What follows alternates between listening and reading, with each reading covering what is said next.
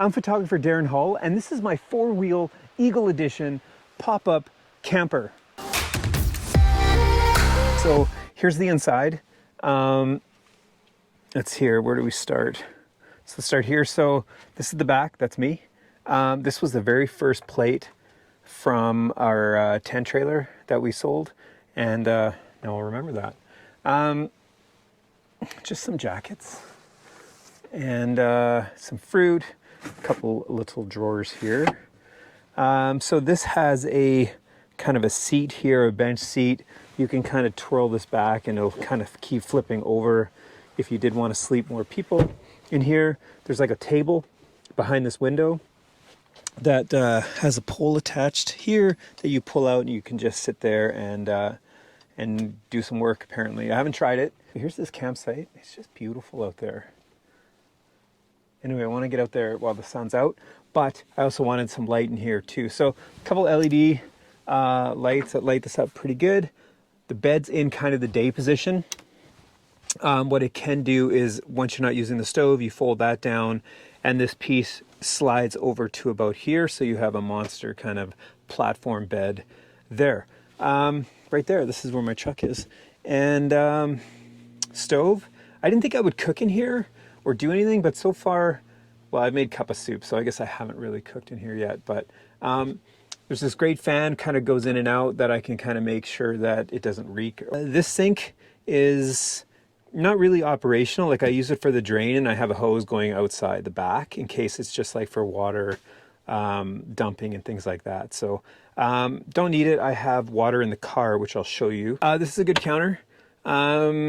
Right now it's just got some bear spray just in case, you know. Fridge, not really much going on in there right now. It's not on, and the reason it's not on is there's a house battery in the camper, but it's not hooked up to the truck. So the only replenishing it gets is from the solar panel on the roof, which obviously needs to be pretty bright sun in order to keep that going. So I'm not running the fridge on battery when I'm traveling, but that is the next step, is to get Adventure Trucks to help me out and set up this battery to the truck battery, so it can charge up as I go, and I can actually keep it on and keep the fridge cool when I travel as well. So the furnace is also has been awesome. I used it yesterday actually, and it was just toasty. That's basically it. There's not really much to show you down here. Is like, this is kind of where all the cooking stuff goes, like pots and pans and stuff.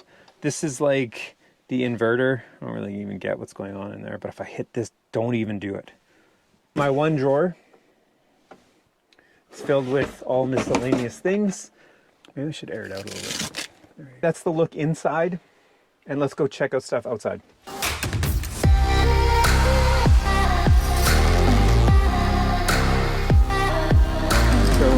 the exterior is pretty boring. These are the brightest lights of all time. Maybe we'll try those later. Porch light here. These are steps to be able to access the roof, and it would be nice to get like extra fuel or another tire on there for bigger trips. This awning is great. It's not really something I want to set up and just me sit under, so I'm not using that. This sits on a 2010 Tacoma, in case you're wondering. These are pretty cool, although they're kind of hidden behind the seat, so I don't use those windows too much. And let's see here. Let's go to the other side. Propane, pretty normal. Keep some extra work gloves in there in case I need to do some work. Water fill up that I've never used. This is plug-in. This will charge the house battery as well, but we don't have that. And this is just a hose going from the sink. So basically this is just for water, just empties into nothing. This is, I could set up propane, or I could put the fridge on propane and stuff as well. But right, that reminds me that this is what I was going to show you. So this is basically from when I used to travel with the canopy. Fresh water here. The Yeti is packed with I don't know, mostly just drinks and stuff. Like pretty basic things. There's eggs and stuff in there as well. But there's some ice. And so, ooh, what is this? A cider. Let's have that right now. And but basically a lot of storage in the back. So a lot of the outerwear jackets kind of go here. Again, this is food and water on this door. When I go to the camper, this is usually will have the Lumix and some other things in there. Usually if I'm driving, I'll have a setup here where that inverter is powering up a lot of stuff or charging batteries along the way. I got this Nexar little dash cam, and I got that because I was watching YouTube videos of people like doing brake checks and stuff. I sit here, I drive here.